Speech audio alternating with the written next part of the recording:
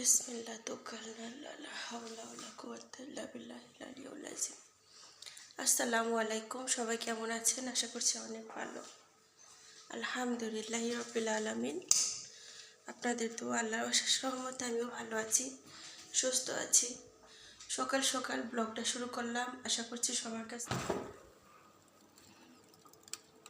এখানে ব্লগটা বার করি।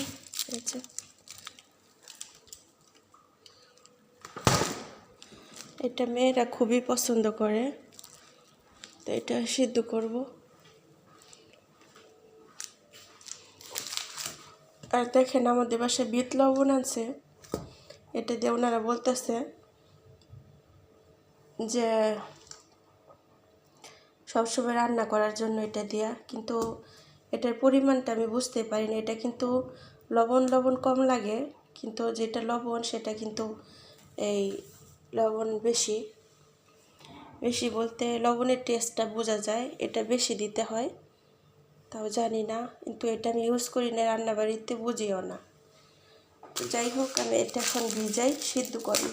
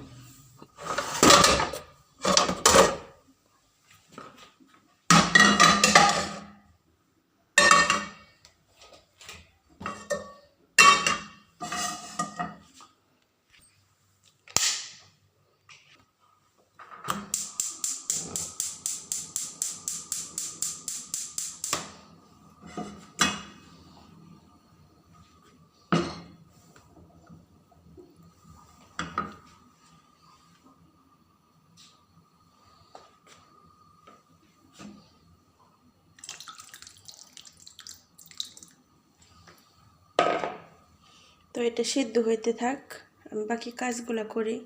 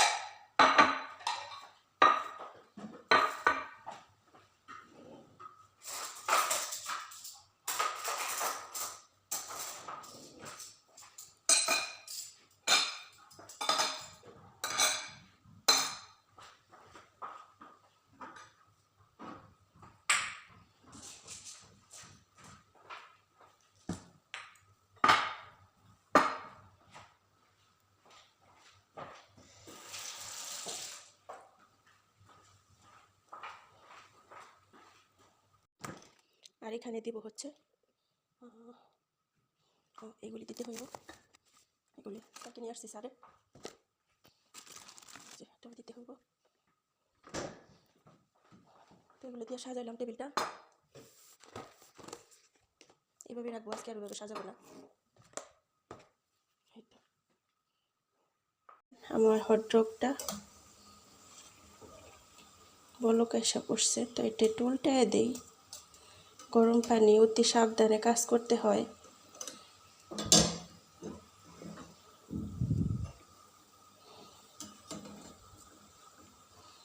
বিসমিল্লাহ বিসমিল্লাহ বিসমিল্লাহ বিসমিল্লাহ।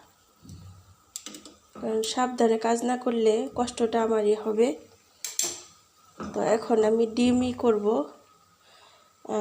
ক্যাপসিকাম দিয়ে আর পেঁয়াজ দিয়ে। কালকে রাতের বেলা একদমই ঘুমাইতে পারিনি ভালো করে, কিন্তু ফজরের নামাজটা পড়তে পারিনি, খুবই আফসোস লাগতেছে। কিন্তু ঘুম থেকে ওইটাই পড়ে ফেলাইলাম।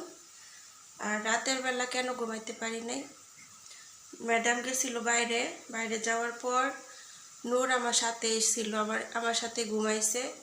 তা আমার সাথে ঘুমানোর কারণে উপরে নিয়ে গেছিলাম, উপরে শোয়াই থুয়েছি, কিন্তু ঘুমাই না। উপর থেকে আবার নাইমা গেছে, নাইমা বলতেছে প্লিজ আমি তোমার সাথে ঘুমাবো। পরে আমি বললাম আচ্ছা ঠিক আছে তাহলে ঘুমাও আমার সাথে। তো ও আমার সাথে শোয়াতে আমি ঘুমাইতেও পারি নাই ভালো করে, কোনো ইয়ে করতে পারি নাই, এরকম অবস্থা। তো আসলে এই কাজের শরীর তো কি হয়, সারাদিন কাজ করার পর নিজে একটু শান্তিতে না ঘুমাইতে পারলে, একটু রেস্ট না নিতে পারলে শরীর মন কোনোটাই ভালো লাগে না। এই হচ্ছে বিষয়। যেটা আপনি বলবো গুড নিউজ, সেটাও আমি কনফার্ম হইলাম যে হ্যাঁ 100% এটা। তো ভিডিও শেষের দিকে জানতে পারবেন সেটা কি গুড নিউজ। ইনশাআল্লাহ অনেক খুশি লাগতেছে মানে গুড নিউজটা পাইয়া। আর এদিকে শাকশুকা রান্না করব, তার জন্য আমি পেঁয়াজটা হালকা করে ভেজে নিচ্ছি, নিয়ে তারপর আমি টমেটো ক্যাপসিকাম এগুলো দিয়ে দিলাম। দিয়ে এটার মধ্যে আমি দিয়ে দিব হালকা একটু হলুদ আর হালকা একটু লবণ দিয়ে, তারপর এটাকে হালকা একটু ভাজবো। ভেজে তারপর আমি ডিমটা দিয়ে দেব। আসলে এভাবে যদি সকালে নাস্তাটা করা যায়, সাথে কিছু এরকম সবজির মতো দেওয়া গেলেও মানে খাবারটা মানে ডিমটা যতটুকু ভিটামিন থাকে তার চেয়ে দ্বিগুণ বেড়ে যায়। আর এখানে কিছু হটডগ ছিল, এটাও আমি সিদ্ধ করে নিলাম, নিয়ে তারপর তেল দিয়ে ভেজে নিব। আর এইখানে আমি ডিমটাও সিদ্ধ দিয়ে দিচ্ছি। আসলেই প্রতিদিন একরকম খাবার কেউই খেতে চায় না, বাচ্চারাও বিরক্ত হয়ে যায় যে একরকম খাবার খেতে খেতে। আর এদিকে স্যারও কালকে বলছিল যে রেহানা সকালবেলা ওই অন্য ধরনের খাবার বানাবো না, জাস্ট ডিম পোস্ট করবে আর হালকা হালকা খাবার বানাবে। মাঝে মধ্যে করি কি চিকেন দিয়ে তারপর এটা সেটা রান্না করি, কিন্তু মেয়েরা খায় পছন্দ করে, কিন্তু স্যার খেতে চায় না। স্যার সকালবেলা একদমই হালকা নাস্তা করতে পছন্দ করে, হালকা কিছু খাবার। আর এখন তো ডায়েট করতেছে, ডায়েটের মধ্যে উনি জাস্ট ডিম পোস্টটাই বেশি পছন্দ করে আর অমলেটটা। তো অমলেট করতে গেলেও লবণ খুবই কম দিতে হয়, তারপরে তেল দেওয়া যায় না, বাটার দিয়ে করতে হয়, পেঁয়াজ বেশি দেওয়া যায় না, সব কিছু মিলে আর কি এরকম। তো যাই হোক আলহামদুলিল্লাহি রব্বিল আলামিন। তো আমি নাস্তাটা বানিয়ে কমপ্লিট করলাম। এই যে দেখেন, আরেকটি কথা হচ্ছে যে এইভাবে যদি আপনারা ডিমটা রান্না করেন সকালের নাস্তা, তাহলে রাতের খাবার এটা কি হয়, যারা অনেকে রাতের বেলা দেখবেন হালকা খাবার খেতে পছন্দ করে, রুটি এটা সেটা। আমার এখন বিদেশে থেকে এমন একটা অভ্যাস হয়েছে, রাতের বেলা ভাত টাত খেতে ইচ্ছে করে না, আর রুটি খাই আমি। আর আমার মনে হয় যে আমি দেশে যাওয়ার পরও হয়তো বা বাহিরের এসব কিছু আমার থাকবে, যেহেতু এত বছর রয়েছি। তারপরে যদি বাহিরের মতো খাবার দাবার মেনটেন করতে পারি তাহলে খুবই ভালো, কারণ দেশে তো সব কিছুতেই অনেক সবজি তারপর সবসময় খাওয়া হয়। আর বিদেশে তো তা না, বিদেশে বেশি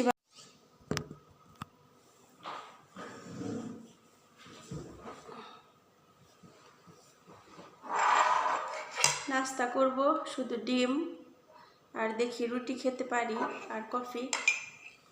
তো নাস্তা খাওয়ার আগে কিছু কথা বলবো, সেটা হচ্ছে ডিমের একটা স্মেল সহ্য হয় না। আজকের কথাটা হচ্ছে যে আপনাদেরকে কিছু গুড নিউজ দিব, যেটা আপনারা খুশি হয়ে যাবেন। আর সবাইকে বলবো যে সবাই দোয়া করবেন ওর জন্য।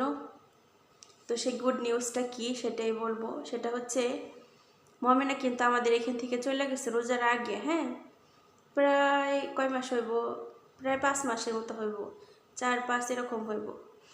তো হ্যাঁ, 5 মাসের কাছাকাছি। তো এই আর কি। তো মমেনা এখানে কিন্তু আসার কথা ছিল, এটা কিন্তু আমি আপনাদের সাথে শেয়ার করি নাই যে মমেনা আবার চলে আসবো। আমি বলছিলাম একবারে চলে যাব, কেননা ওর কথায় মতিগতিতে আমি বুঝতে পারছি যে ও আসবো না। তারপর ওর হাজব্যান্ড আলহামদুলিল্লাহ অনেক কেয়ার করে, তারপর অনেক ভালো একটা মানুষ। তো মেয়েও বাবা মা মারা গেছে বিদেশে থাকা অবস্থায়। আর আপনারা তো জানেনই যে বিদেশে থাকা অবস্থায় একটা মেয়ের যখন বাবা মা মারা যায় তখন এর চেয়ে কষ্ট দুনিয়াতে হয় না। চোখে না দেখা যায় বাবা মার শেষ টাইমে। তো ওর এটা ভাগ্য হয় নাই, মেয়েটা বড়ই অসহায়। আল্লাহ যেন ওকে সহায় হয়, এতিম আমার মতোই।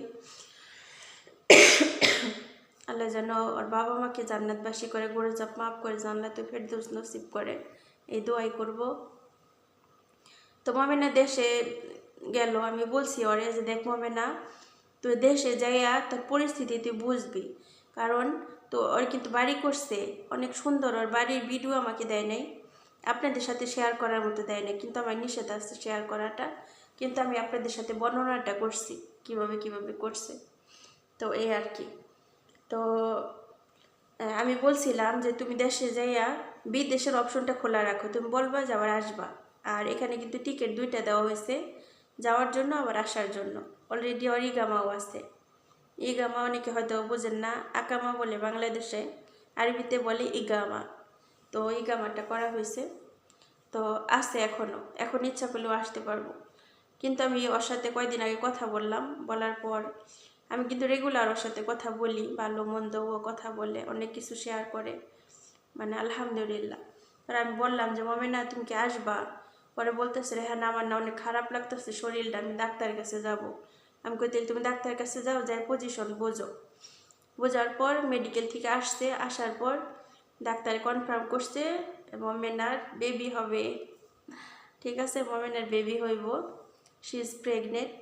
তো আলহামদুলিল্লাহ রব্বিল আলামিন, একটা মেয়ের জন্য বড়ই একটা সুসংবাদ, একটা ফ্যামিলির জন্য। তো এটাই আর কি যে মমেন এখন এইভাবে মন থেকে চায় নাই। তো আমি একটা জিনিস কি, মমেন আমার কাছে বইলাও খুশি তো হয়েছে, ঠিক আছে, মন থেকে একটা খুশি আছে, কিন্তু অনেক কান্না করছে। পর বলতেছে রেহান আমি বাইরে থেকে আসছি, এর আগেও মমেনা আরেক বাসায় কাজ করছিল এখানেই, কিন্তু অন্য বাসায় 3 বছর ছিল ওইখান থেকে। তারপর এই দেশে যাইয়া তারপর এখানে আসছে। আসার পরও বলতেছে আমি একটা না অনেক কাজ করছি, ওইখানে 3 বছর, এখানে 7 বছর, তো অনেক বছর কাজ করছে, 10টা বছর কিন্তু মুখের কথা না। পরে বলতেছে আমি দেশে আসছি, আমি একটু রেস্ট নিব, আমি আমার মনের মতো সময় কাটাবো, আমি একটু ভালো মন্দ খাওয়া দাওয়া করব। তো এমনই সময় ও প্রেগনেন্ট হয়েছে, এমনই অবস্থায় যে সুবহানাল্লাহ, আসলে সবই আল্লাহর ইশারা, আল্লাহর ইচ্ছা। তো কান্নাকাটি করতেছে, পরে আমি একটু রেস্ট নিতে পারলাম না, এখন আমি এটাই কেয়ার করব নাকি নিজেরই কেয়ার করব।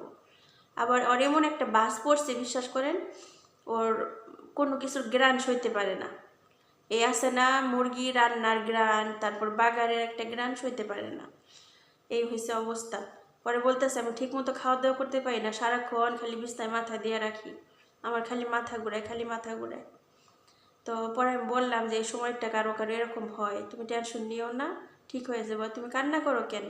এটা আল্লাহর রহমত তোমার উপরে, আল্লাহর এটা রহমত। আল্লাহ কেউ দেখো গা কত বছর চলে যায়, বেবি হয় না, কারো হয়ই না। তা আল্লাহর রহমত মনে করো, এটার মধ্যে তুমি বেজার হইও না। তুমি বেজার হইলে আল্লাহ বেজার হইব। আল্লাহর কাছে শুকরিয়া আদায় করো, আলহামদুলিল্লাহ রব্বিল আলামিন। আল্লাহ যেন তোমার একটা নেক সন্তান দান করে, এবং আল্লাহ যেন নেক্সট সন্তান, তারপর যেন আল্লাহ পাক মাথার ব্রেন ভালো দেয়, যেন ইসলামিক দিক দিয়ে ভালো থাকে। পরে ওরে আমি কিছু নিয়মকানুন শিখাই দিছি যে তুমি এখন প্রেগনেন্ট অবস্থায় কোরআন তালাওয়াত করবা, বেশি বেশি নামাজ পড়বা, তারপরে তুমি করবা, হাদিস টাদিস পড়বা বেশি বেশি, মমিনা তো লেখাপড়া জানে না ওইভাবে, তো বই তো নিজে পড়তে পারবো না, কিন্তু কোরআনটা আমি বলছি যে তুমি যে সূরা কারাতগুলো পারো এগুলা তুমি পড়বা বেশি বেশি। একটা মেয়ে যখন বাবু পেটে আসে তখন যদিও বেশি বেশি কোরআন তালাওয়াত করে, 5 ওয়াক্ত নামাজ পড়ে, সূরা কারাত বেশি বেশি পাঠ করে, তাহলে বাচ্চার মাথার ব্রেন ভালো হয়। এটা আমাদের ফ্যামিলিগত একটা কথা, আমার চাচিরা বলতো, আর এটা হাদিসেরও কথা। তো এগুলি ফলো করলে কি হয়, একটা ভালো একটা সন্তান আসে। আর সবসময় মাকে হাসি খুশি থাকতে হবে, যেন সে ভালো থাকলে তার সন্তানটা ভালো থাকবে। তো আর আমি অনেক বুঝাইছি, বোঝানোর পরেও বুঝছে, পরে কান্না করলো যে তোমার মতো ফ্রেন্ড আমি পাইছি, কিন্তু আরেক দেশের, যদি আমার দেশের তুমি হইতা। আমি বলি আফসোসের কিছু নাই রে বোন, তুমি দোয়া করো আমার জন্য, আমি দোয়া করি তোমার জন্য। তো এই হয়েছে অবস্থা। ভিডিওটা আর বড় করব না, কাজ করবো। এটি সকালবেলা আজকে কিন্তু ভিডিও করলাম, কইরা আমি যে এখন ভিডিওটা এডিটিং করব। তো এডিটিং করে তারপর এখন আপনাদের সাথে শেয়ার করব। তো সবাই ভালো থাকবেন, সুস্থ থাকবেন। নেক্সট ভিডিওতে আবার দেখা হবে, কথা হবে। আল্লাহ হাফিজ, আসসালামু আলাইকুম। সবাই অবশ্যই মমিনের জন্য দোয়া করবেন, ওর বেবির জন্য, ওর ফ্যামিলির জন্য। আল্লাহ হাফিজ।